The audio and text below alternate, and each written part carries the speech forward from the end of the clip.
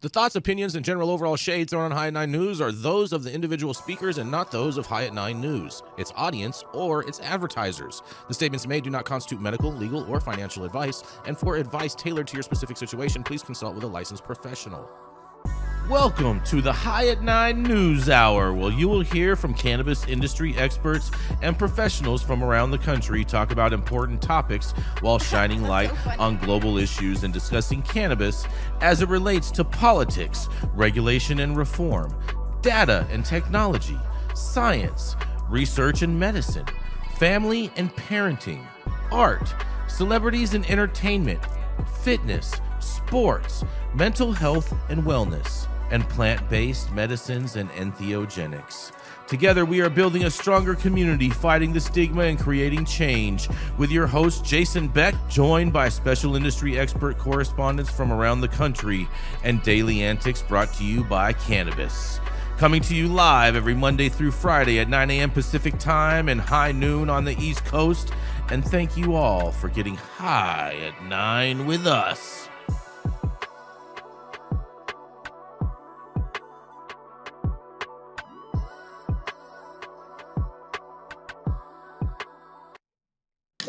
Where do you think you're going? Yes. Good morning, everybody. That's right. It is Monday, June 9th. It is the most important day of the week, Monday. And today is, it's National Children's Day today, you guys. Jenny has one of her children's sitting on her lap. And Father's Day next week. Happy Father's Day to those kids. Right? It's also National Earl Day today.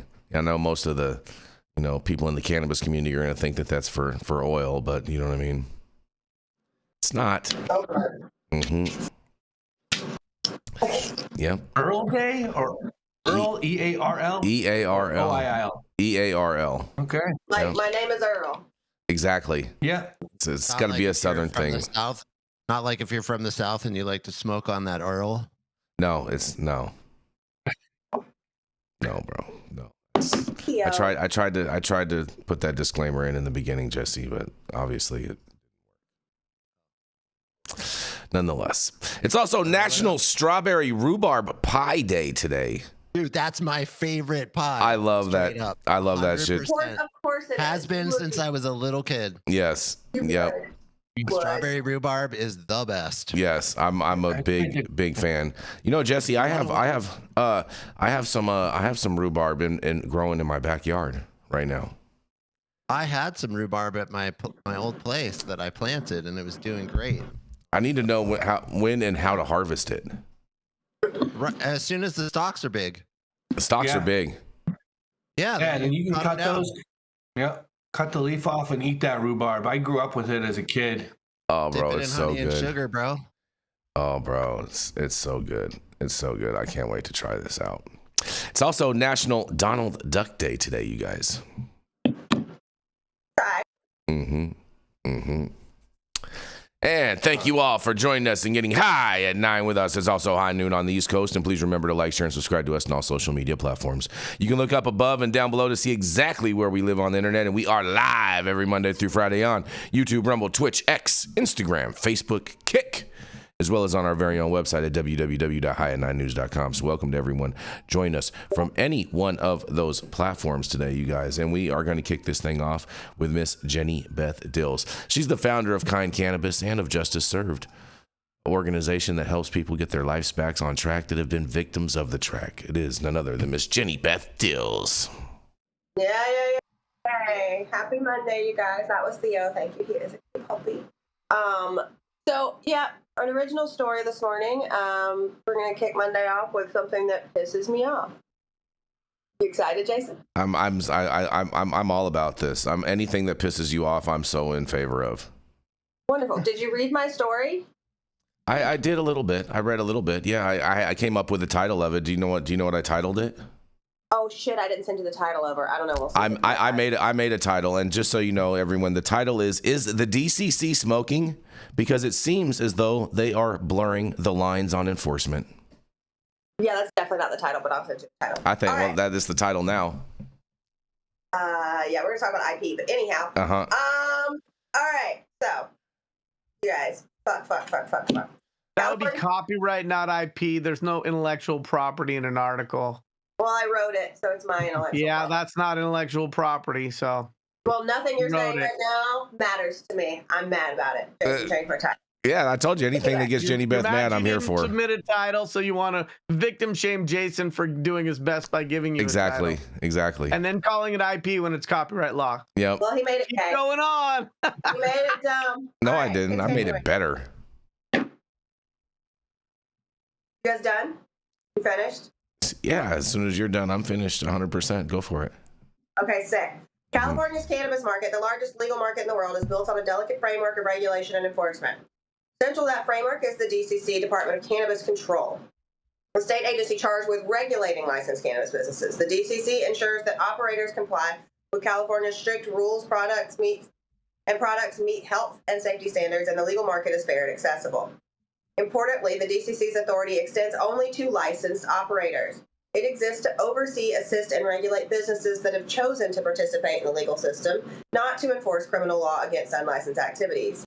Yet recent events suggest those lines may be blurring. Today, the DCC took to social media to announce its role in a major bust in Anaheim. The post highlighted the closure of several unlicensed cannabis operations and proudly credited both the DCC and the Anaheim Police Department for the enforcement action. Images showed law enforcement officers in tactical gear raiding facilities with mentions of illegal products and asset seizures.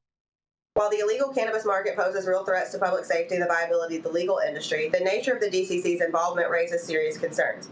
The DCC is fundamentally a regulatory agency. It was never designed to function as a law enforcement body. Its powers lie in issuing licenses, conducting inspections, suspending non-compliant licenses, and setting administrative penalties. Its authority does not extend to criminal enforcement, arrest, or search and seizure operations, or functions of police departments, not regulators. Collaborations between the DCC and local police can be valuable when they respect the boundaries of each entity's mission. However, when the DCC claims direct involvement in raids and criminal enforcement, it risks undermining its role as an impartial regulator and an ally to the licensed market. Businesses that have worked hard to comply with California's stringent cannabis laws could begin to view the DCC not as a partner but as a quasi-police force, a perception that could have chilling effects on cooperation and trust within the regulated community. The legal cannabis market already faces towering challenges. High tax rates, heavy compliance burdens, and competition from the illicit market continue to squeeze licensed businesses. Many argue that aggressive enforcement alone won't fix the problem. Instead, they call for lower taxes, streamlined regulations, and more incentives to operate legally, strategies that strengthen the legal market rather than waging war on the illegal one. If the DCC blurs the line between regulator and enforcer, it risks losing sight of its primary mission to build, support, and sustain a lawful cannabis industry. Enforcement against illegal actors should remain firmly in the hands of police and prosecutors, preserving the DCC's credibility and focus. Keeping these roles separate isn't just a matter of bureaucratic nicety. It's fundamental to maintaining a healthy, trustworthy, and thriving cannabis market in California. So, I wrote this article because I'm doom scrolling, as you know we do sometimes, and I come across a post from the DCC about this bust, giving themselves credit for busting an illegal operator in Anaheim. The DCC is not the fucking police. If you are a California operator, you may have noticed some changes in the way the DCC operates in the last year, and you may have noticed that they're doing no-knock raids.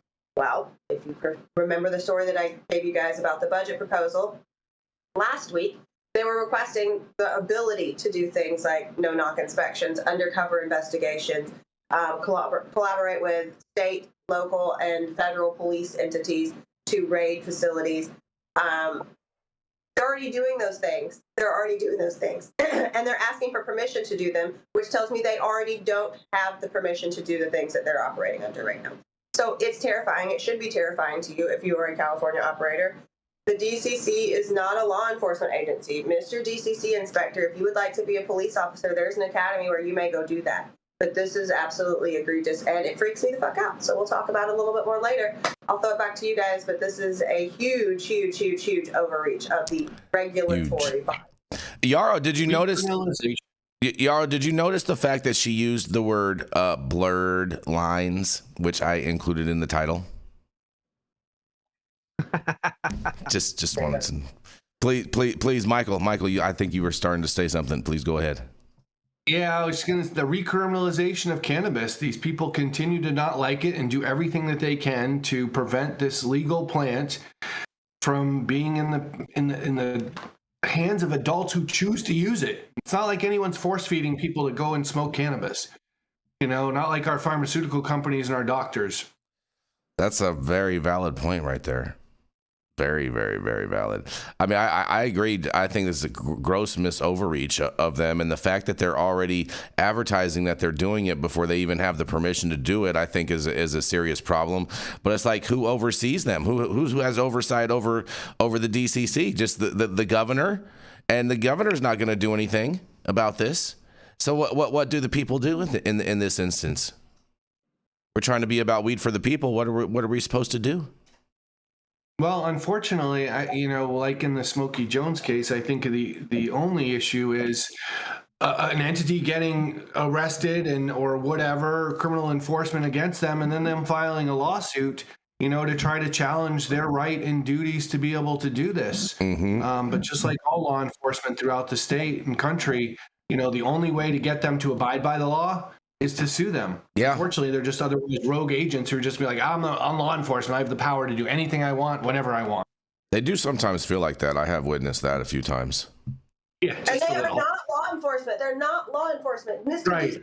Inspector, sit your ass down and work on processing these applications and these renewals. Like, why are those taking so long, but you're out here trying to play fucking kindergarten cop? Kindergarten cop, that's cute. That was awesome. What do you guys say, Jesse?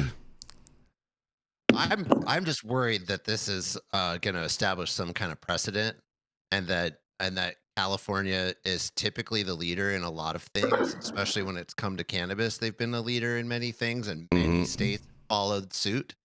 So I'm worried that this is going to be successful, and that what they're doing and what they're asking for to be a law enforcement agency is going to actually create a precedent for other states to do the same thing and turn their cannabis control office, whatever it may be called, into some sort of form of law enforcement. Mm-hmm.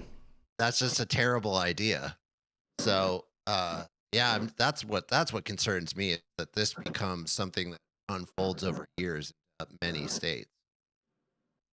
Interesting. Yarrow, it's all for you, buddy. I know you've been waiting to opine, and you like to go last. So, what do you got to say? First of all, I think that I look for similarities in other industries. Like, does the health department send in inspectors to a restaurant? If so, what are their limitations if they find dead rats in the ratatouille? I think about it's a letter grade, Yarrow. Power. Oh, they arrest people at gunpoint, Yarrow.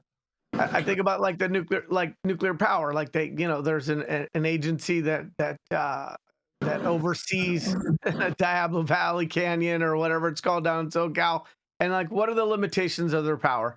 And I think the blurred line that my cohort is talking about is that line between regulating versus enforcement. And when enforcement is done by the same agency or individuals who are regulating, it's really hard to build or maintain trust with an industry. And what she covered in her article last week was the DCC reaching out to other federal enforcement agencies to do collabs, for lack of a better word.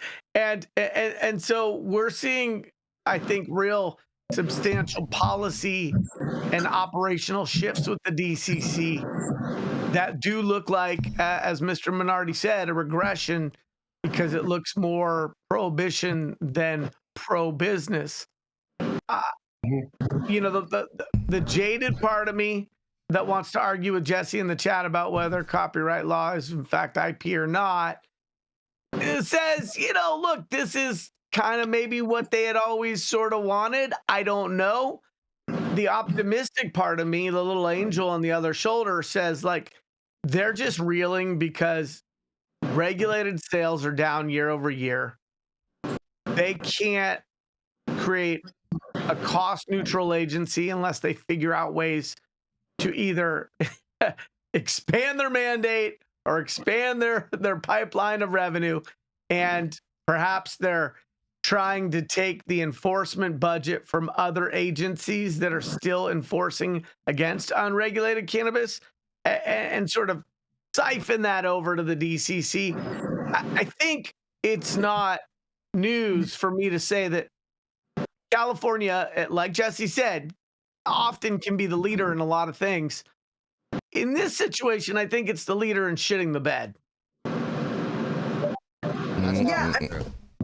Well, not the initial, there was a Colorado head of the MED, the Marijuana Enforcement Division, that used to wear a gun, right? Like, that's not how you build trust with an industry of people who already don't trust cops by trying to cosplay a cop. And the fact that the DCC is coming in the way that they are, like, I don't know if you've been raided recently, guys, but it fucking sucks because they are coming in like cops. They're not coming in like, hey, we just want to take a look around and make sure that everything's up to code and, that you don't need to clarify any regulations here. They're coming in to shut people down, and it's very clear. Like, we had an inspection, and it's going on week 9 now because they haven't that inspection. I've sent them the entire DVR. They didn't have a power cord. Sent them 2 separate power cords. They still haven't reviewed the footage. They still haven't done what they're supposed to do. They didn't weigh a gram of product for that client. And they're like, oh, well, there's a big discrepancy here. Okay, well, here are waste logs and here are the UIDs that attach to that. Whatever. It balances out. How do you know that there's a discrepancy? You didn't weigh any of the product that's sitting in that facility. They do a tremendous amount of trim at that facility. You telling me you're eyeballing 1,100 pounds? Okay, cool, sir. I could eyeball 1,100 pounds, no problem. So I was on a panel with the head of the Colorado Enforcement Division 2 summers ago at the George Washington University School of Law, and she talked about the conscious decision to no longer carry a firearm for that role and that position. Little hearts started shooting out of my eyes like a cartoon character, because I think what it really spoke to was her understanding that there needed to be a shift in mindset, a shift in optics, and a shift in how the industry is supported. And so if that's not happening, or we're having the opposite here in California, it's hard to think that that's a good sign. Well, it's a terrible sign. It's a nightmare, and it's scary. And I understand that the DCC is pissed because in the past year and a half or so, there's been a lot of egg on their face, and they've been questioned on how effective they are at regulating the industry that they're tasked with regulating.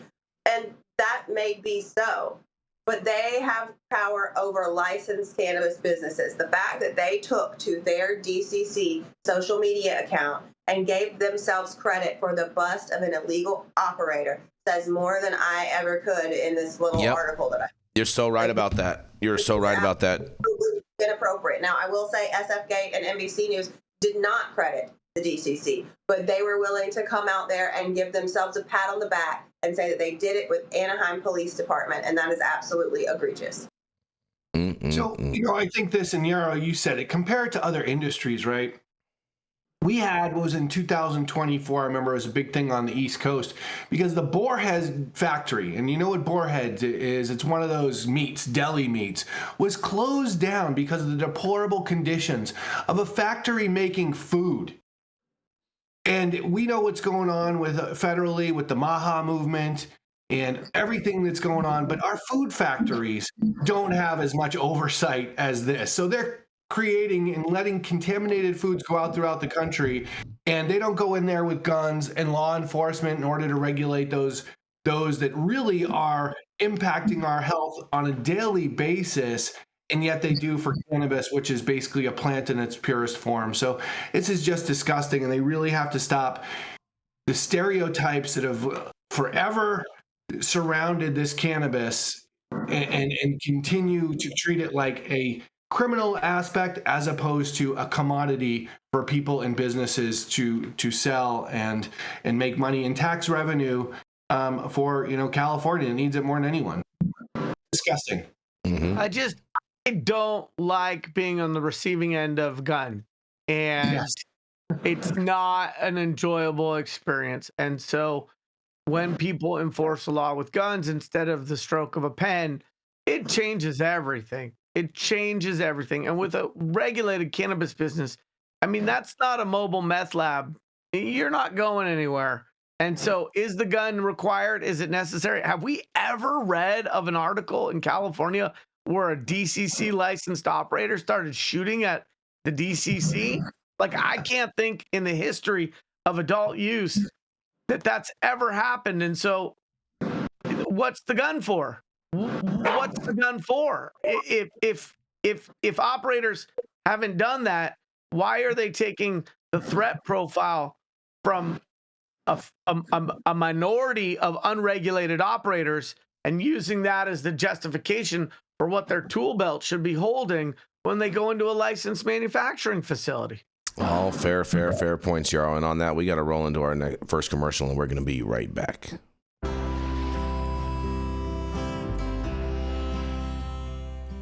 Oh man, your knees still bothering you, man? Yeah, my left one, you know? And I'll tell you what, I've been using this new CBD cream, and it works like a miracle. CBDs? I done heard about them CBDs. I was out there on them Twitters the other day, and I heard they get you high as a kite. Well, not this stuff. This stuff is tested. Every batch, all the way through, pharmaceutical grade, and in a GMP certified facility. So you know you're not going to have to worry about flying high. GMP certified? I might have to try some of this out. Where I'm even find this? You go directly to aimhighhemp.com and they will ship it to your door right away. Tested. It's not a name, it's a promise. It's like let me guess, the dog ate my homework, right? No, I went back to sleep and didn't see it. Jason, you're functioning as an editor. That's an editor's job. Yep, exactly. I went back to sleep and didn't see the text message where you told me the title wasn't attached. Whatever. I was sleepy. Well, whatever. I'm gonna roll into my story. We're already way over time today because there was a plane, you guys, that was carrying 570 pounds of marijuana when it crashed in Carroll County. Decades later, the tale of Wally Thrasher is hitting the small screen, you guys. And Yarrow, just so you know, I compressed this article, so I hope you improve of it, but it is pretty long, and you'll be able to read the full article over on our website at www.high9news.com. But decades ago, a small plane carrying 570 pounds of marijuana crashed into Carroll County, Virginia, leading to a dramatic tale now being adapted for television. The story centers around Wally Thrasher, a local figure whose life intersected with the 1978 crash near Fancy Gap, where a twin-engine plane piloted by Frederick Wally Willingford went down after striking a tree during a smuggling run from Colombia. The plane, loaded with 36 bales of marijuana valued at $500,000, was part of a drug trafficking operation, and Willingford, who survived the crash with minor injuries, was arrested after attempting to flee. He later pleaded guilty to drug charges and served time in federal prison, and the incident drew attention to Thrasher, a Carroll County resident and friend of Wallingford, whose colorful life and alleged ties to the smuggling world inspired the upcoming series, Wally's World. The show, developed by Radford University professor Matthew Dillon, blends fact and fiction to depict Thrasher's adventures in the 1970s and 80s. And Dillon's, who grew up hearing stories about Thrasher, spent years researching court documents and interviewing locals to craft the narrative. The series portrays Thrasher as a charismatic figure navigating a world of moonshine, drugs, and law enforcement, with the plane crash as a pivotal event. Filming took place in the southwest of Virginia and including Carroll County to capture the region's rugged landscape. The crash itself became local legend, with marijuana bales scattered across the crash site, some allegedly taken by residents before authorities arrived. And federal and state investigations led to multiple arrests, though Thrasher was never charged in connection with the incident. His death in 1993 at the age of 39 added to his mystique, with rumors of foul play persisting. Wally's World aims to balance historical accuracy with dramatic storytelling, exploring themes of loyalty, ambition, and the cultural shifts of the Era. The series, set to air on a yet-to-be-announced streaming platform, has generated buzz for its authentic depiction of Southwest Virginia and its nod to a wild chapter in Carroll County's history, you guys. What do you think? Are you guys going to watch this when it comes out on some to-be-named streaming platform? Wally's World, coming to a television near you. What do y'all got to say about this? If you're going to put drugs in a prop plane, you should know how to fly a prop plane. This was in the 70s, though, Jenny Beth. I stand on what I said. Okay. And also, if you're flying with a bunch of drugs from Colombia in the 70s, it should have been cocaine. Come on. Cannabis was worth a lot of money back then. Yeah. Yeah, Jenny. Yeah, I was going to say, I love all my smuggling stories and stuff that I've heard from my clients over the years. They're great. And those 70s, those plane stories from so many people and their little Cessnas and stuff flying through are just great. So Right? That's what I'm saying. It's like a timeless classic over here. It's like Blow with Dro. Yep. I used to get together with Robert Plattsford and Bobby Tuna and his crew and hear all their boating stories and their smuggling stories was just great, you know. We're still running the Silver Tour, educating seniors on cannabis, so we love it. Rest in peace to our good friend Bobby Tuna. Yeah, most definitely. He was a good guy, and every time I was in Florida, he always had me over, and we would visit and talk for a little while, and he would actually get to smoke some really good weed when I would come into town and see him. We all do when you come to town. Yes. And Jason's found a way to make it about him. Stop it. Stop the cap, Jenny Beth. Yarrow, what do you guys say about that? Yarrow, are you going to watch the show, this Wally's World? There's no IP in that. It's a movie. It's a movie. It's just a movie. Look, I mean, you know, watching shows about smuggling might make it on my playlist. I don't know. In the 70s, it's hard for me. I mean, in the 70s, our circles were already growing better cannabis in the triangle. Mm-hmm. So I kind of liked what Jenny said, like, bring in some hard drugs, buddy, because we've already got the kind here. But look, I never was a smuggler. I can barely get through a TSA check-in. So, it's a different side of the legacy industry that I'm aware of. Yeah, maybe it'll be worth watching. I appreciate you bringing us some levity, and you won't catch me in a little Cessna trying to get anything over a border. That sounds like a very stressful life. I've flown a few Cessnas in my day. I got some video of me flying a few Cessnas. It's pretty fun. Cessnas? Yeah. I don't like turbulence in a small plane. It's not. I agree with you, bro. It is. It makes me super nervous when it happens, but it's cool because you can see the little dials and you can see where the turbulence, so you can tell when it's about to happen. You can see. I just like turbulence in the chat. I just want to keep it at that. Oh, fair enough. Jesse, you have any turbulent statements on this article before we move on? No, I'm good, but I am interested in the show. You are going to watch the show, huh? Wally's I'll World. try it. Wally's World. What channel is it going to be on, Jason? It's yet to be determined, Jenny Beth. You're going to have to keep on checking up with Wally's World. AKA, they haven't sold that show yet, and this is a PR piece to try to drum up they're still trying to from sell it. I was Netflix. going to say exactly that. Yeah. That's exactly right. That's very. They don't have it sold. That's very. Trying to sell that IP. That's very possible. You know what I mean? But maybe. I'm sure they protected the IP before they pitched this article. God, I hope, huh?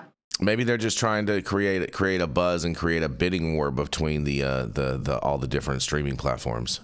I think they're like, somebody please buy this shit, because we got Cocaine Cowboys. How many movies or TV shows do we have about somebody who flew fucking drugs in the 70s in a little plane? I don't know. We'll see. But I think we need more stories like that. It's a mind. You're right, Jenny. It's a mind niche. Yeah. Haters. It's gonna end up as a Tubi movie, but all right. All right. Well, we're gonna keep this train rolling. We're gonna roll. Is there any love going on in that show? Is there like a love interest? There may be, bro. You're gonna have to watch and see. Love for weed. I shortened the article, Yarrow, to make it your size, so I took all the unimportant parts out of it. Well, God it when he made Yarrow. Whoa! And rolling up next, it is none other than Mr. Michael Minardi. Michael Minardi is a lawyer out in the great red state of Florida who helps cannabis advocates, companies, businesses, and just locals just help get by. He's been helping them get by for over 20 years in his practice, and it is none other than Mr. Michael Minardi. Hello, everyone. Happy high noon on the East Coast, and welcome to our article today on Colorado Governor signs marijuana and psychedelic bills into law. This is published by Marijuana Moment. Colorado's governor signed several bills amending rules for the state's regulated marijuana and psychedelic program. Jared Polis on Tuesday would reduce certain regulatory restrictions on cannabis businesses. So they're going the opposite way of some of these other states. Another powers the governor to grant pardons to people who have been convicted of psychedelic-related offenses, and also revises implementation rules and data tracking provisions of the state's 2022 voter-approved law. The marijuana-focused measure from different representatives makes it so any worker employed by a cannabis retailer with an occupational license could receive product samples on up to 20 days per month, an expansion of current law that stipulates cultivators and manufacturers can only provide samples to managers of retailers for research and development purposes.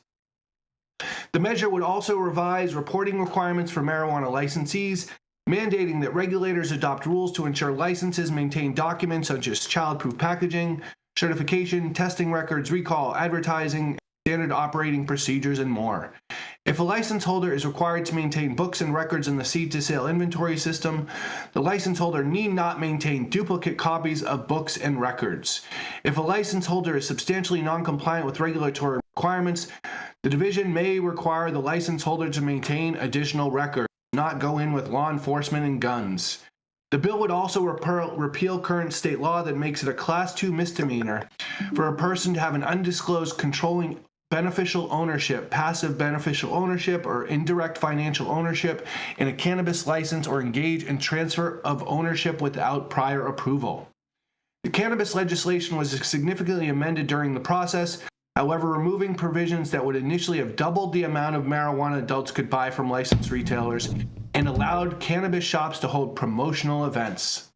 The psychedelics bill that the governor also signed on Tuesday authorizes Polis or future governors to grant clemency to people with convictions for low-level possession of substances such as psilocybin, ibogaine, and DMT.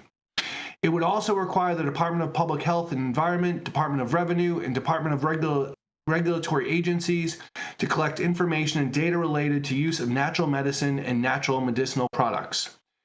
That data on law enforcement activities, adverse health events, consumer protection claims, and behavioral impacts of psychedelics.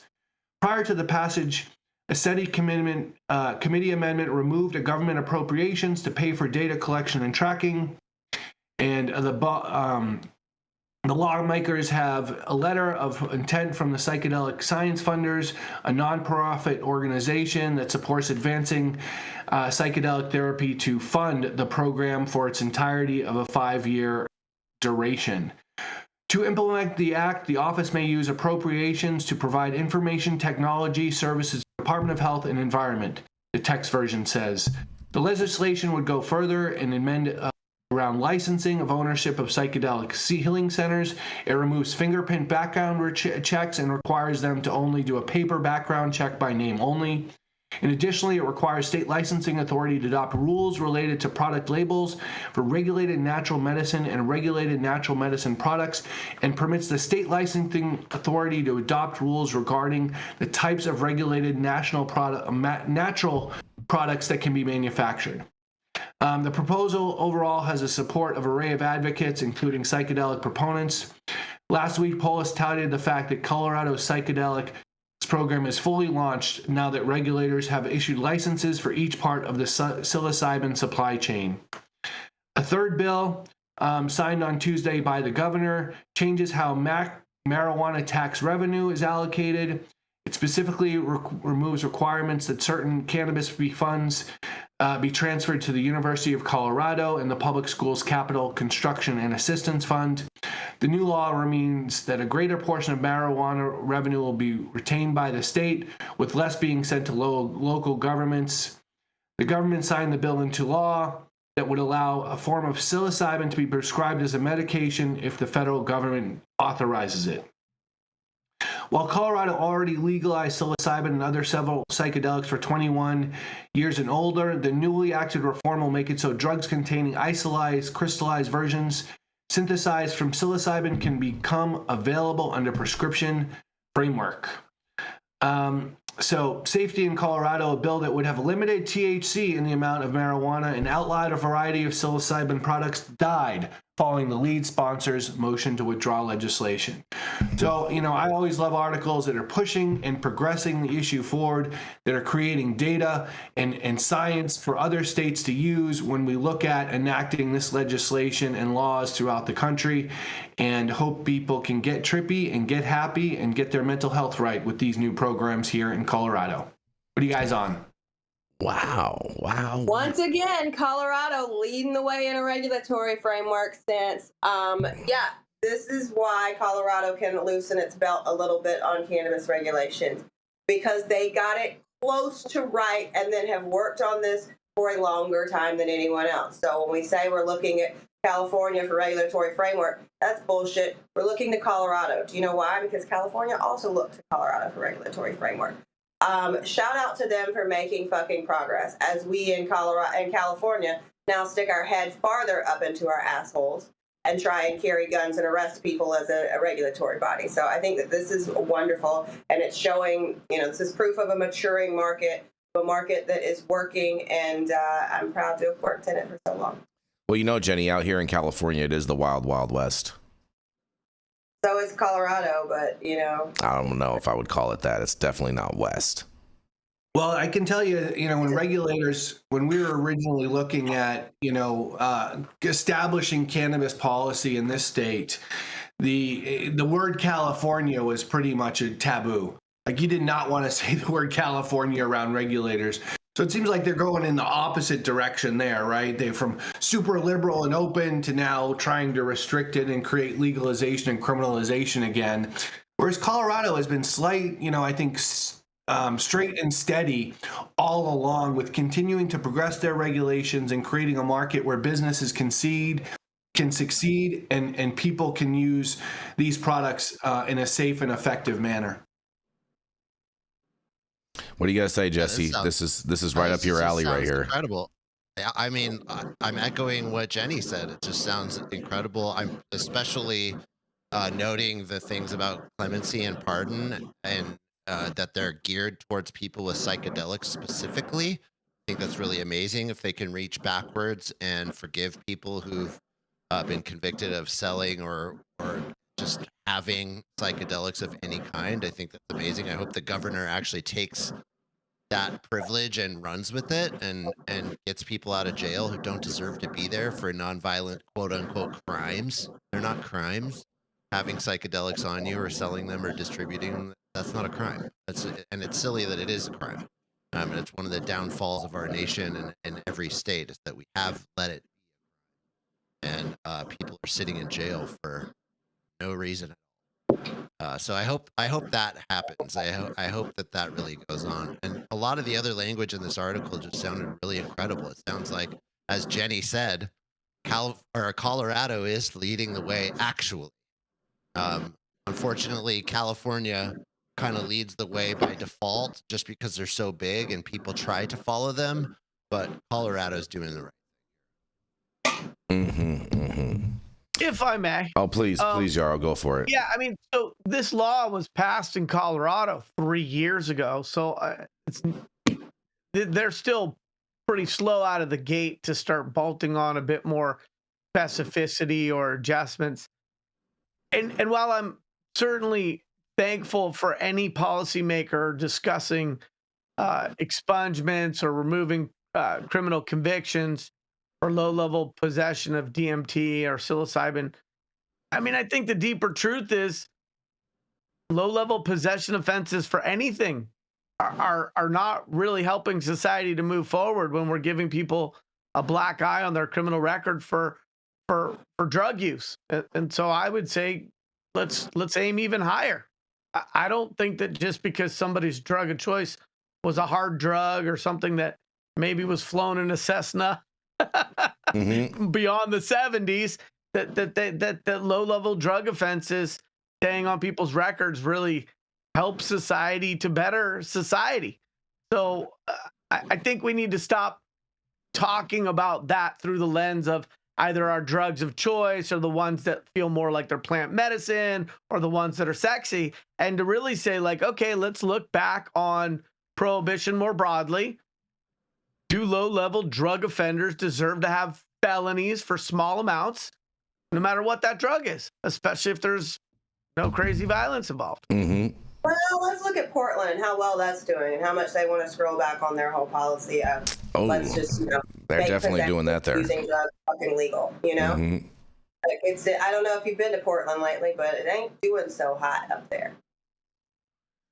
That's true. The streets of Portland are pretty scary. I just came from there. And there's a special kind of zombie that walks around the streets there that are on some kind of special cocktail that I don't see anywhere else. It's called fentanyl mixed with rain. You can't have all those things and not go to jail for it, Jesse. I know, and they've got some special stuff going through their veins, man, because they're just like the most herky-jerky, weird activity that I've ever seen. I've actually been attacked twice in Portland. Right? Well, at least I have too, but it was by a stripper at the Casa Diablo. It wasn't necessarily an attack, but it's not what I ordered, ma'am. Well, let's leave. I got actually pushed over by a homeless woman who came screaming at me about some crazy shit, and she was all out of her mind. And then I didn't expect her to be physically violent. She immediately pushed me, and I fell down. I was like, damn, she was strong. It was crazy. Well, I will. Yeah, I will say this, Jesse. At least we know it's not the bath salts out there, because we had the zombies in Florida that were eating bath salts and chewing off people's faces a while ago, and so at least that's not happening. Well, if you ask Jessica Spencer, what's that, Michael? I was going to say, if you ask Jessica Spencer, who's the anti-cannabis person here, she said that was cannabis. That was bath salts. Yeah. That was bath salts. Right. Everybody knows the truth about that. She can try to gaslight people all she wants, but we know what time it is. Any final thoughts on this, Jesse, before we move on? It just sounds awesome. All right. Shout out to Colorado. Big progress with psychedelics. Thank you so much for that, Michael. And on that, we're going to roll into our next commercial, and we're going to be right back.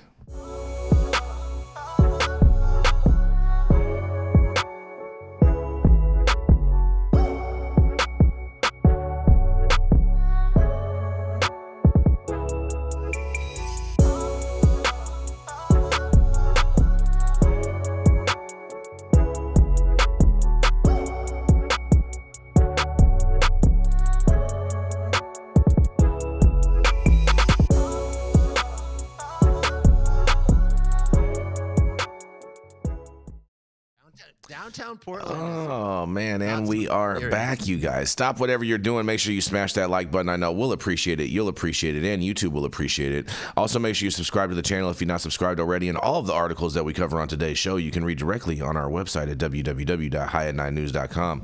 And make sure you go into the description below and check out all of the sponsors that help make this show possible, as well as make sure that you use the link down below to order yourself a case of Liberal Tears Energy Beverage. Patriot Peach is the flavor, and it's 150 milligrams of caffeine in every can and 0 grams of sugar. And I do want to send a special thank you to everyone associated with Cali Vibes, High Hopes Life, and everything. We had a fantastic time this weekend over there at the Cali Vibes Festival in Long Beach. I hosted 4 panels with all kinds of great industry individuals over the weekend, and so thank you all for making that all possible.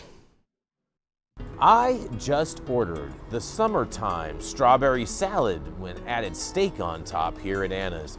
Make sure you do the same thing too next time you're in downtown Long Beach. Come on down and check out Anna's joint on the 400 block of Pine Street. They have amazing selection of beers, foods, and when you come down here to Anna's, you can even challenge me to a game of shuffleboard if you want to lose.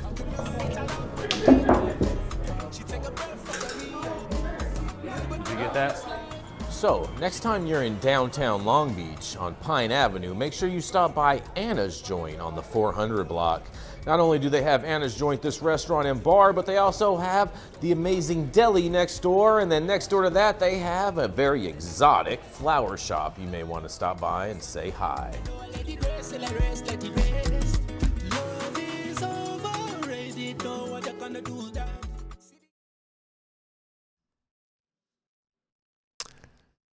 Yes, and we are back, Jenny Beth. Oh, man. Well, coming up next, like an angry, raging homeless woman about to push Jesse Barney over straight out of the Shire. The angriest elf on the High at 9 shelf. That you can copyright. Yarrow Kubrin. Okay. So, Michael, if you can file worst introduction with the PTO, I think Jenny is gonna have maybe an a easy trademark time. on the copyright. Yeah, getting through the examination process. Good morning, Monday morning, High at 9 News viewers. My article today is just another easy pickings example of the dumpster fire. Yeah. Takes me all the way back to Alabama.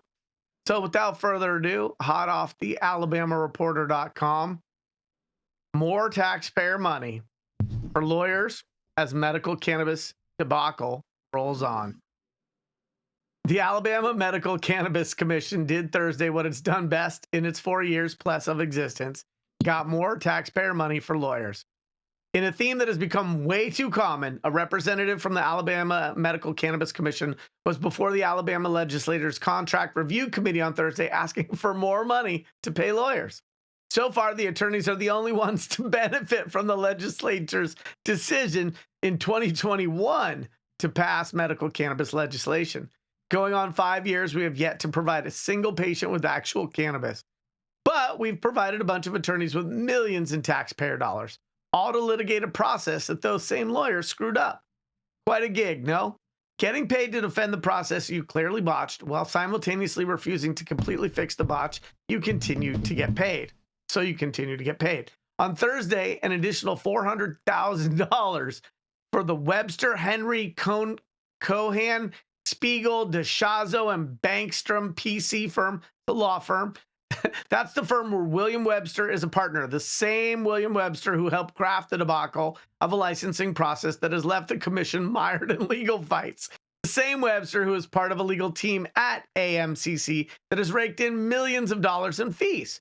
But at least some seem to be finally catching on. Isn't that the same lawyer that's been advising y'all for years? Asked Republican Representative Chris Pringle. I've said this before. I think we've got a group of people who are keeping you tied up in litigation because they're making money off of this. The writer of the article goes on to say, wait, what? That just can't be.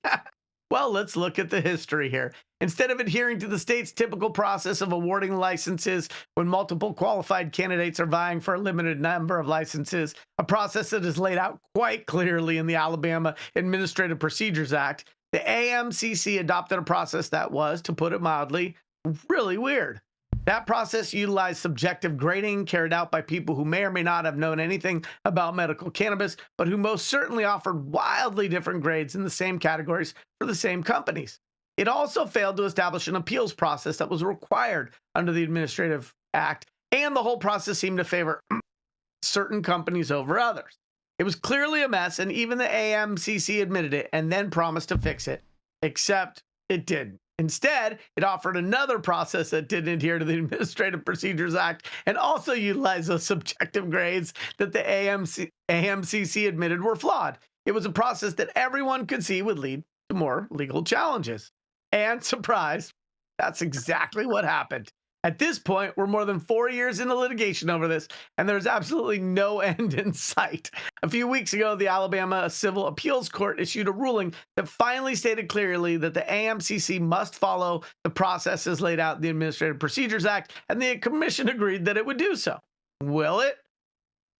This author that I'm reading from certainly is betting against that given the history. After all, if you were making a smooth 6 figures to keep the charade growing, would you fix it properly and end that gravy train? The real question is, why won't the legislature fix it? It's pretty clear at this point that lawmakers recognize there are some serious problems. In addition to Representative Pringle very openly implying that some of the commission's attorneys are keeping the process going in order to make money, Senator Tim Melson, who sponsored the legislation that legalized medical cannabis, stated flatly during a committee hearing a couple months ago that AMCC hasn't followed the laws. Other lawmakers have been openly critical of the commission and its repeated refusal to adhere to obvious state law. But all of them have stopped short of adopting new legislation that would force the commission's hand or simply expand the number of licenses to the point that the lawsuits are pointless. This can't continue. You can't, as a lawmaker, on one hand, openly allege what amounts to fraud, and then on the other hand, fork over another $400,000 as a wad of taxpayer cash to those that are responsible for the problem you're trying to solve. So this one is a byline by Josh Moon. I don't know Josh, but we should definitely enjoy something together, a beer, a coffee, a wine, a blunt. I don't know, because I think this author perfectly summarized what's going on down there. I'm laughing because it's a nervous laugh, right? Because it's so sad. I don't know what else to do. I don't want to lean into the typecasting of being the angry elf on the shelf just because Jenny hasn't updated my intro. And the real sadness here is there are actually patients in Alabama that thought they would have access to cannabis in and around after 2021 when the law was passed. So there is an injustice going on in addition to the taxpayer money. Taxpayer money being wasted, unfortunately, is not uncommon in government. But the idea that patients in Alabama can't get access to cannabis 4 years later, that's definitely an injustice. This is Yarrow Kubrin, High at 9 News. Good story, Yarrow. Michael Minardi, you gonna go get barred in Alabama? Seems like there's money to be made in them there. God. Sounds like my cousin It sounds Vinny. like Florida, honestly. You know, we went in 4 years of lawsuits trying to challenge the system to get licenses opened up. We had 2 years of lawsuits in order to get flower. And it just seems like the modus operandi for, you know, cannabis licenses establishing state after state, big operators or big money individuals in that state are like, hey, listen, I can jump on this gold mine and be one of very few to get it. And they do so, and they continue to donate and create corruption and obstacles at every point, every turn. And it's just disgusting that we can create so much legislation for so many other industries in this country, but every time the cannabis legislation gets fucked up. No, absolutely. And here's the problem as a product of the South, who is smart enough to escape the fucking South, is the good old boy system is the good old boy system. And at the end of the day, it doesn't matter what the will of the people is, what they voted through. Somebody named Bubba is going to talk to some guy named Jim Bob. They're going to have a conversation in the back office and come out, and the people of Alabama get fucked. I mean, we did kind of watch this on My Cousin Vinny. We kind of watched this kind of play out. You know what I mean? Sounds fairly similar already. You know, and I know we haven't, and at least Mondays and Tuesdays, done an article on the Kentucky debacle, but that's another situation that is just a total mess. And they tried to do it right. And, you know, the merit-based system, I think, is always, to me, a questionable process in this area. And so, you know, they tried to do it right, and then they screwed that up like mad hell. Yep. So it's just amazing as to just how they state after state, no matter how many models they're out there that they can look, they just can't get this industry right. You know, they even had the governor out advocating for people to break federal law by traveling out of state to go purchase weed and bring it back into Kentucky. Yeah. You know, that's how crazy that one gets. What are you gonna say, Yarrow? You're on mute, buddy. I like it like that. Look, I just think really this is about patient access, and probably when you add 4 more years of prohibition until you've rolled out an operational set of guidelines, you just continue to feed the prison industrial complex. You know, there's 2 travesties here. There's 3 travesties. Let me just give you the Venn diagram, the little planks. First is the taxpayers' money. That's ridiculous. The second is the patients that don't have access to regulated cannabis. And the third is everybody who's been arrested for any marijuana-related offense since 2021 in this state. Yeah. So it's like, can it get any worse? I don't know. Maybe they're taking their cues from New York and California. I can't tell, but it's pretty foobar. It is. It definitely is. Any final thoughts on this, Jesse, before we move on? I think this is a great story. Thanks for bringing it up, Yarrow. What's that, Jess? Did you say my name? Yep. Yeah. No, I don't have any thoughts. I mean, it's just a travesty that it is. The state has passed a law and they can't give access to patients, and they're just constantly litigating. I mean, I'm not sure if anyone, expected a whole lot coming out of Alabama, but other than the Alabama slammer or some Alabama Bama that these people are getting forced to still have to go and find and source for themselves. It's a shout out. Much love to the patients. Yeah. Long live the trap. Yes. Well, I mean, we're talking about a state, Jason, that is so ass backwards, they still literally have sundown towns. And for those of you that don't know what that is, look it up and learn about the history of racism in this country. Alabama is not going to be the most forward-thinking, progressive, moving cannabis market. But there needs to be people that are willing to go in there and fight for patients' rights, and that's going to be the bottom line of the state of Alabama. Fair enough. And on that, we are going to roll into our final commercial, and we are going to be right back.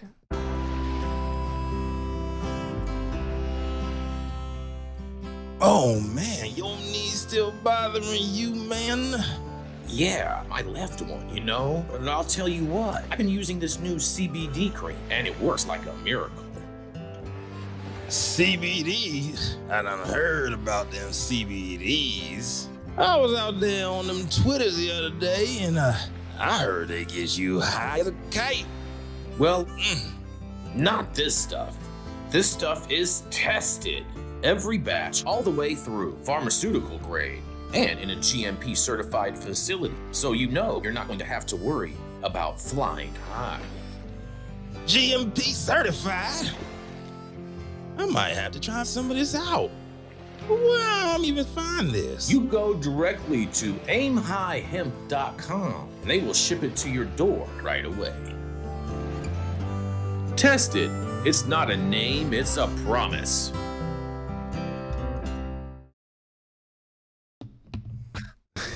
Oh, man.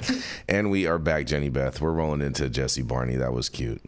I will. I just like to picture Yarrow at the table at Williams-Sonoma with his little feet swinging, telling us how good the Reds are. All right. So coming up next, Gwen Barney's husband, the founder of Barney Design Co. out of the great state of Washington, Penske's best friend, and a longtime cannabis industry veteran, no matter what you say, Nick Bradley, Jesse Barney. I love that that's a part of my intro now. There you go. That's what's up. Nick is fuming. Glass in '97, man. Nick is fuming right now. That's how I got involved in the cannabis. I don't like all this ginger on ginger crime. You guys got to lift each other up, okay? That's what I would think. That's what I would guess. But you talk shit to my wife too many times. Talk shit to my wife too many times and say the wrong things, and it's over. So there you go.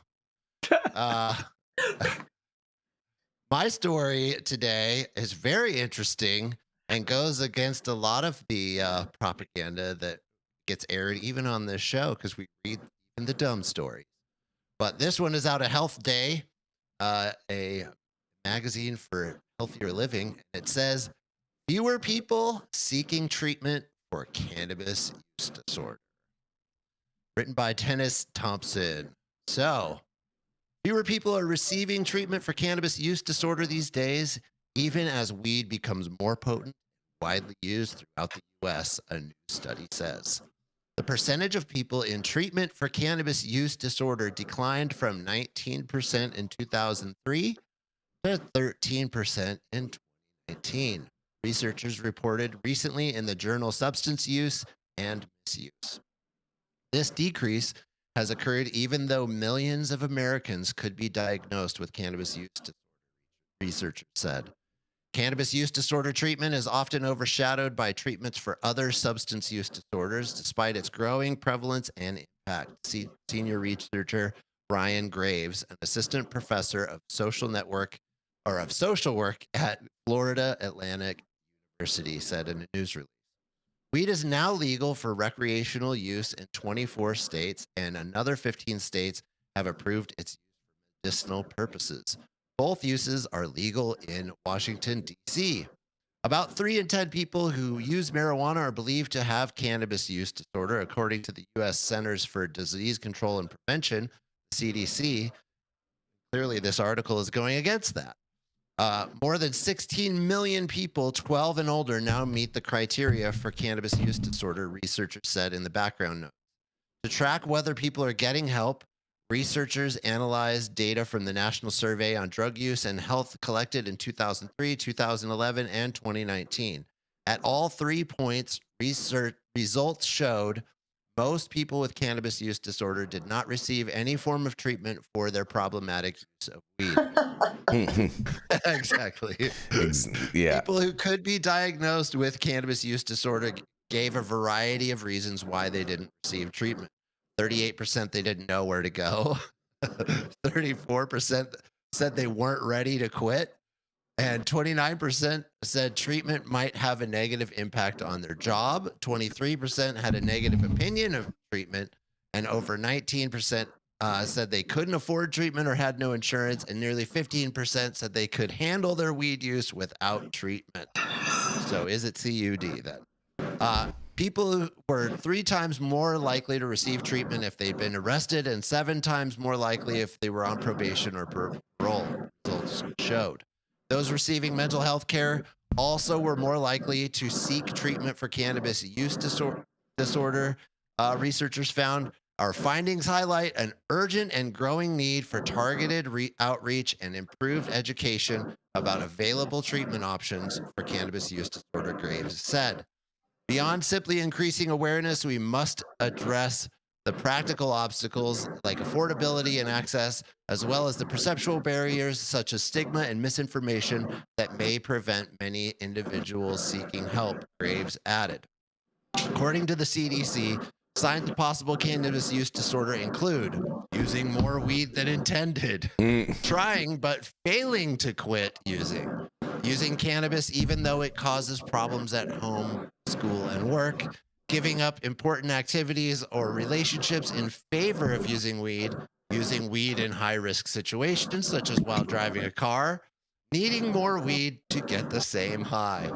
That's a joke. The U.S. Centers for Disease Control and Prevention has more on cannabis use disorder, and there's a link.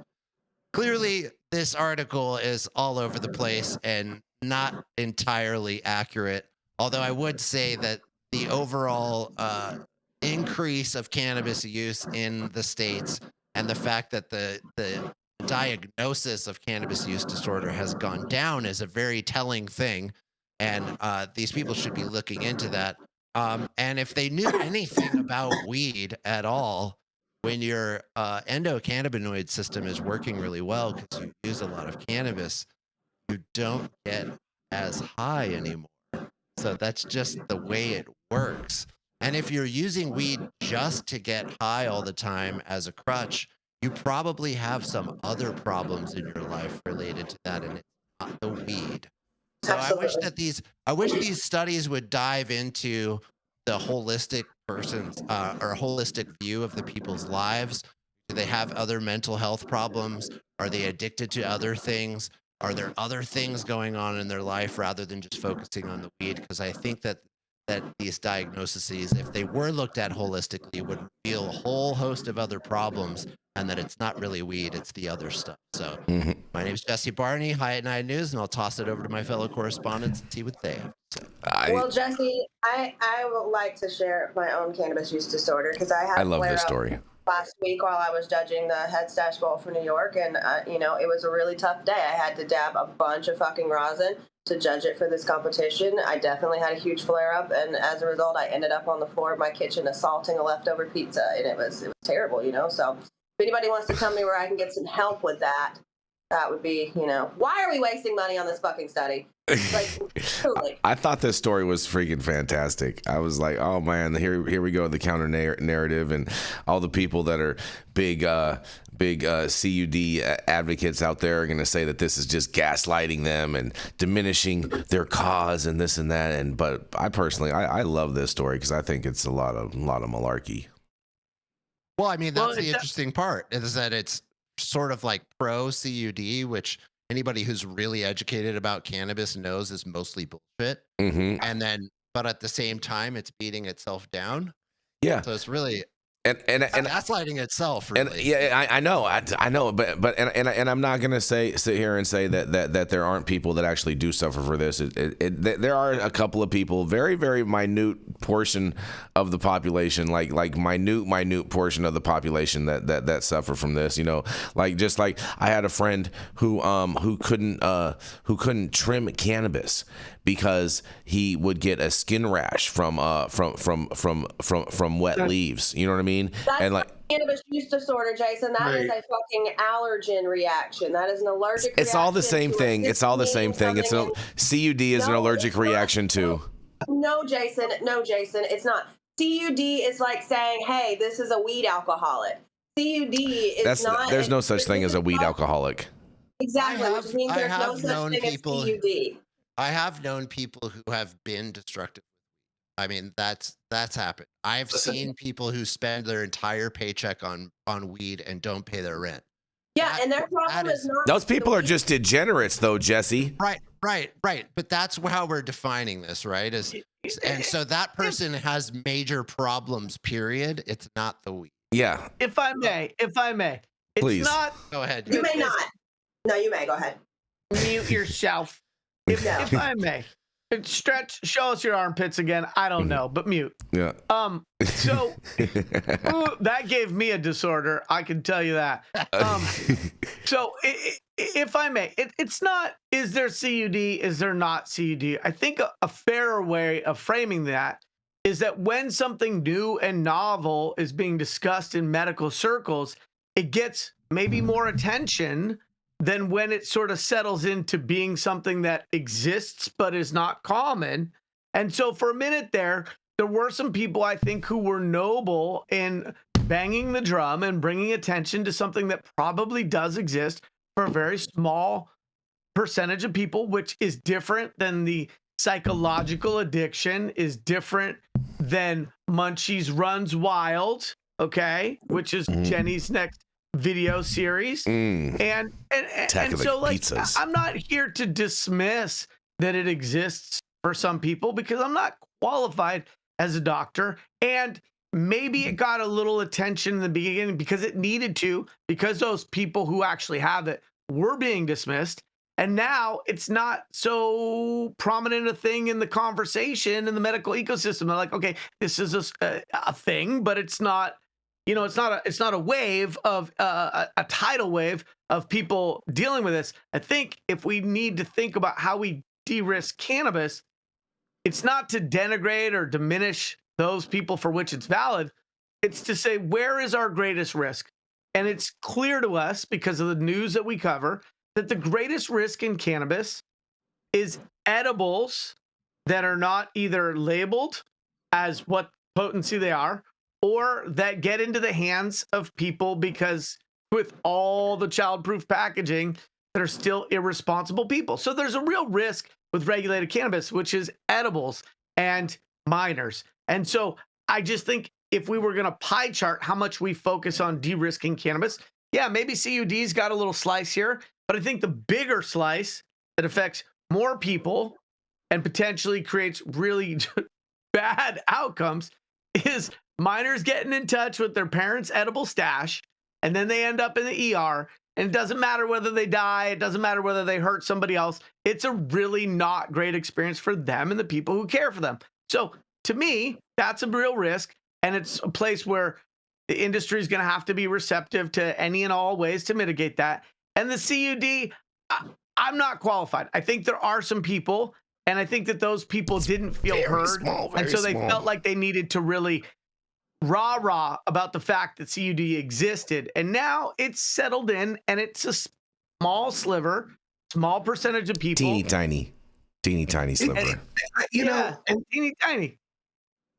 see, and I think that depends on the psychologist that you talk to as to how they define CUD disorder. Because I'm assuming everyone on this, and I've never hung out with you guys, but I'm assuming everyone on this Zoom on this show has CUD disorder compared to most of the, in association. No. Well, hold on, Michael. CUD order is actually like a real thing. It's like they consume cannabis and then they have like uncontrollable vomiting and whatnot. And I don't think any of us. No, That's hyperemesis. That's hyperemesis. Oh, okay. Confusing. Yeah, that's the cannabis use disorder is exactly that. It's like being an alcoholic. Yes. You know, and that doesn't exist. It's a total fake thing. Then total fake. CUD does not exist. My hypernemesis and my use disorders confused too. Yeah. I don't even play a doctor on TV. I just know that there's some people for which it doesn't work. Yarrow is my hypernemesis. CUD does not exist. This is total gaslight. This is total BS. You know what, Jason? At least we've gotten to a point where you understand what we're discussing in the article. So that's progress. Hey, I'm always here to always learn new things. You know what I mean? I thought they were equating the two as the same thing. That is my position. CUD disorder is the American way. It's just like people from certain areas can't become successful. It's just why you can't go to a job or you can't learn for whatever reason. It's because you don't want to and you don't have the motivation to get off your ass and get to work and do the things that you need to do. And we need an excuse. And if that excuse can be cannabis or alcohol, my parent dying or this or that, then we'll use it. And that's the American way. It's almost like I feel like we don't have a cannabis use disorder problem. We have a fucking accountability problem. Yeah, you know what we need? Without putting a little veil over it that makes it comfortable and squishy.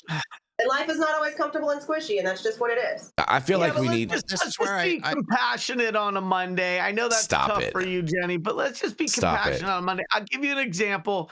Remember when restless leg syndrome came out, and there was like those ads on TV for restless leg syndrome, and I was just chuckling and laughing to myself because I was like, oh, this is just another way for them to sell America a pill. What is restless leg syndrome? And that was a long leg? What's that? Yeah, you got a shaky leg? No, but that was a really long time ago that came up, right? And I just figured it was BS. And then I'm with my very, very, very elderly parent walking recently, and he's like, yeah, I have restless leg syndrome. And I defaulted to that. Oh, come on, that's such BS. And he actually has it. And so, like, there are these small felt like an asshole, huh, Yarrow? That, like, there's everything. I mean, there's people who eat rocks and metal, right? There's, like, if you look at the spectrum of things that affect humans, there's no limit, right? So I don't want to be totally dismissive because I want to make sure that we're leaving room for the whatever 1/10, 1%, 10%. I'm not here to define what that is, but there probably are some people for which this is legit. I don't want to poo-poo them. I'm gonna put it to you like this, Yarrow. CUD does not exist. It is not a real thing. It is impossible to be a real thing. Okay, and it is just people that want to make cannabis their scapegoat for not being a normal human being and they actually have some other problem that they're trying to pass off as CUD and make CUD the scapegoat for some other type of mental illness or whatever screwy thing they got going on with them. But CUD is total BS. We're going to have to CUD into this final story after Michael. Well, I'd like to say one more thing. Go for it, Jesse. We have to split hairs here. And the hairs that we're splitting harder for you than me. I have to reach all the way in the back. The hair that we have to split is that these are the definitions of the psychologists and the doctors. And the definitions that they have created are, in our world, are false because we don't see in our world anybody who really destroys their life to have cannabis. It's a very, very rare thing. Like I said, I have seen people who choose to buy weed over pay rent, and that's what they would call CUD. And I understand that. I mean, I've seen people do that with other drugs, Jesse. Well, clearly, obviously. But would I call that CUD? No, I'd call that you're a dumbass. Irresponsibility. Yeah, you have other problems in your life your mom wasn't nice to you or something else. You have mental health problems that you're choosing anything over rent because you're choosing to try to escape and you're choosing to try to avoid responsibility and avoid life. That's not CUD, but that's how the psychologists are defining it. So we kind of have to deal with this unwieldy thing. Yeah, but those psychologists, what I wish that they would do, and what I would challenge them with if I was able to talk to them, is I would say, where's the withdrawal symptoms? You can have someone smoke weed all day, every day for 20 years and take it away from them. And you might see the worst that I think would possibly happen is they might feel a little anxious, or they might feel a little on edge because their body chemistry is suddenly dramatically changed. And their endocannabinoid system is now not full of cannabinoids. So something's going to happen there. But are they going to feel nauseous? Are they going to have tremors? Are they going to puke all over the place for days on end and have weeks of really extreme body dysfunction? No, that will not happen. The divide of real physical addiction and actual substance use disorder and what it creates in people with many different drugs doesn't exist with cannabis, and they never seem to talk about that when they're talking about CUD, and I wish they did. You know, Jesse, the psychiatrists are always trying to come up with new things to classify people as having or whatnot, because that's how they get paid. The more things they can diagnose people with, the more things they can talk to them about and whatnot, and then they're going to pay their hourly rate. That's the whole name of the game. I just researched it. It's on the same spectrum as restless leg disorder. So you can have dual diagnosis.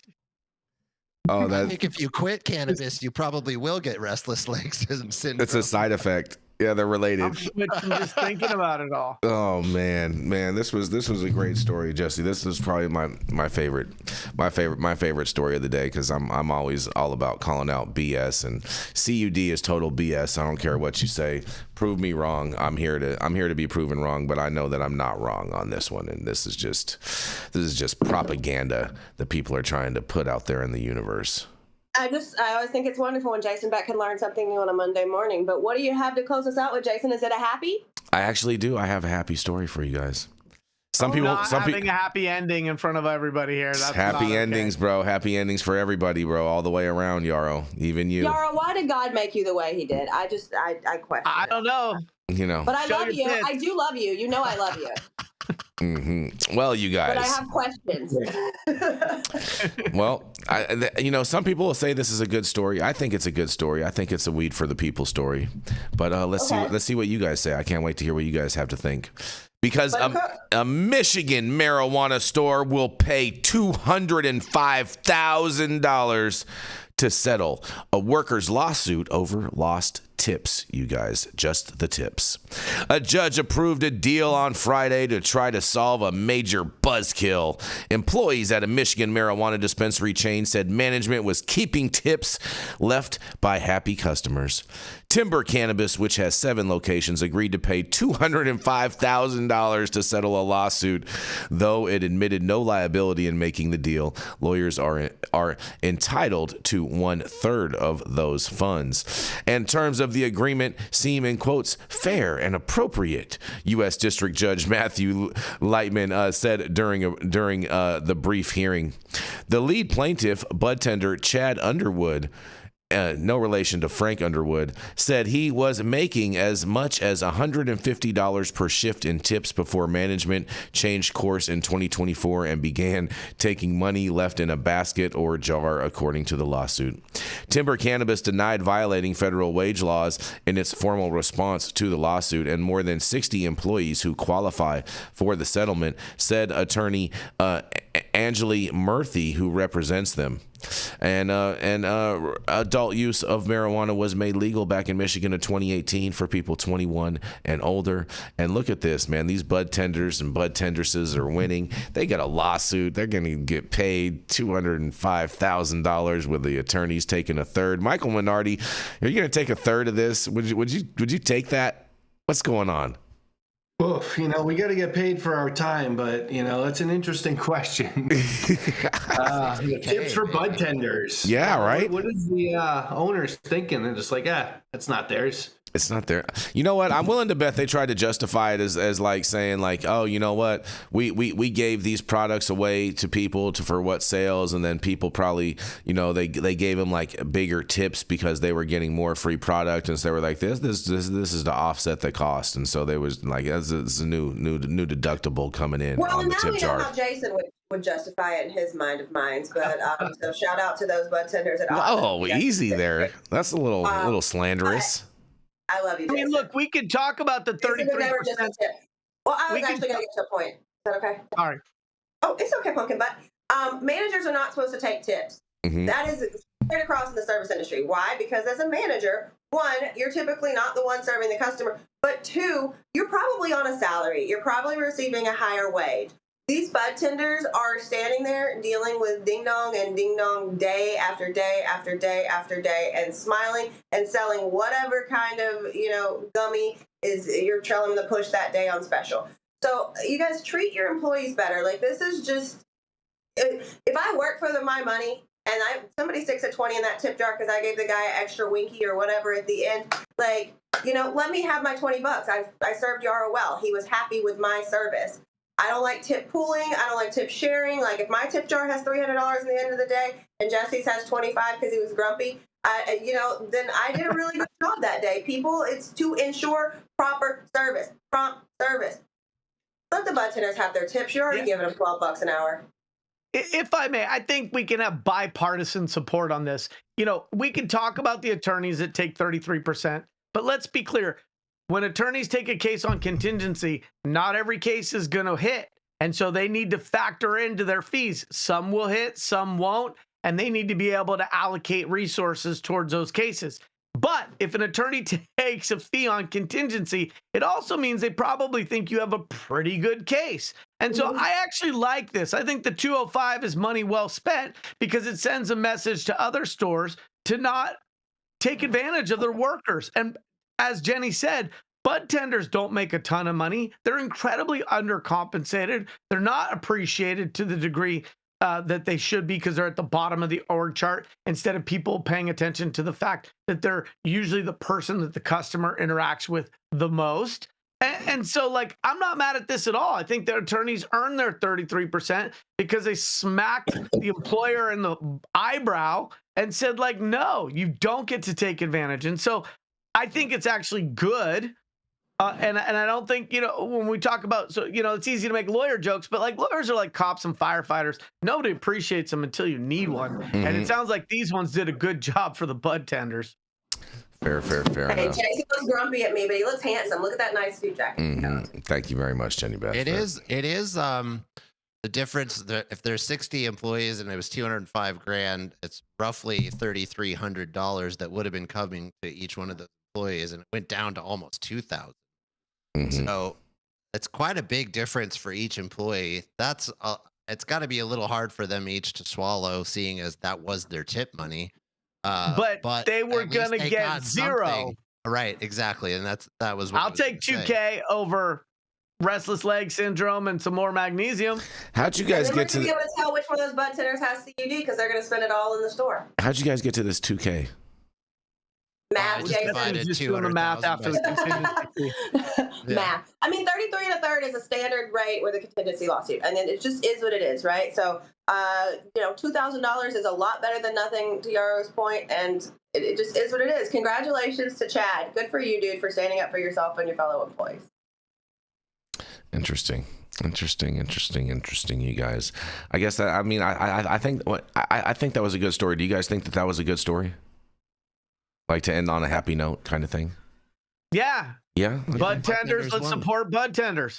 Yeah, that's right. Shout out to the bud tenders and bud tendresses out there, because without you guys, there would be no sales in cannabis, and then no one would really be paying their bills.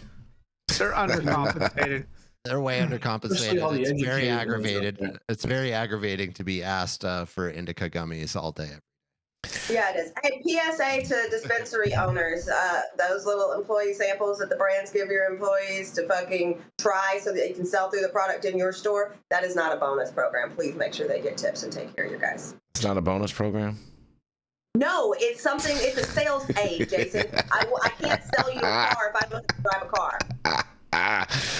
Oh Oh man, I hope I get a free cup holder in that car. On that Honda Pilot, Jason. I am not selling you that minivan. Well, thank you all for joining us and getting high at 9 with us every Monday through Friday at 9 a.m. Pacific and high noon on the East Coast. Big shout out to our audience and supporters for tuning in daily and listening to the insanity that is the developing cannabis industry.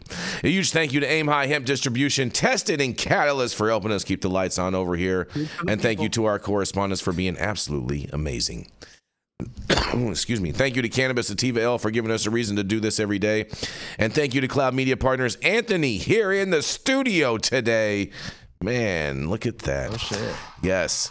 And thank you all for tuning in and getting high at 9 with us. We are America's #1 daily cannabis news show.